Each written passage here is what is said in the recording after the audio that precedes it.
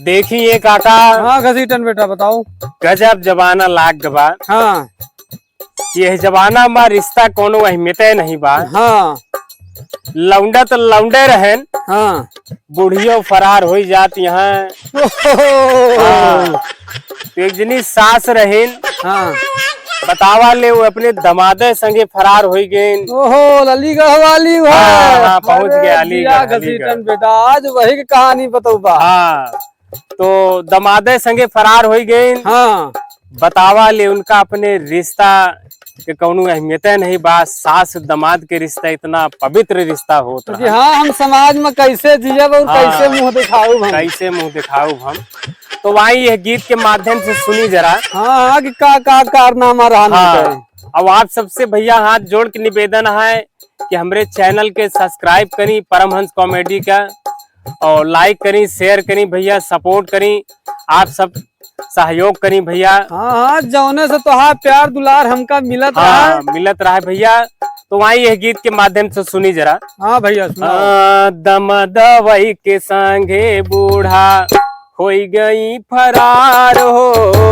दम दवाई के संगे बूढ़ा हो गई फरार हो। दम दवाई के संगे बूढ़ा। देखिए और आगे का होता भैया। का होता भैया। मूड पकड़ के बिटिया रोवे, माथ पकड़ के बाबू। मूड पकड़ के बिटिया रोवे, माथ पकड़ के बाबू। मूड पकड़ के बिटिया रोवे, माथ पकड़ के बाबू। मूड पकड़ के बिटिया जी रोवे, माथ पकड़ के बाबू। सास दमाद के रिश्ता की ही शर्मसार हो। दम दवाई के संगे बूढ़ा हो गई फरार हो। दम दवाई के संगे बूढ़ा हो गई फरार हो। दम दवाई के संगे। और देखिए भैया आगे का होता है। का होता भैया। बूढ़ा का कहन का की। हाँ, 3 लाख के नकदी लैके 5 लाख के गहना। 3 लाख के नकदी लैके 5 लाख का गहना। 3 लाख के नकदी लैके 5 लाख के गहना। 3 लाख के नकदी लैके 5 लाख का गहना।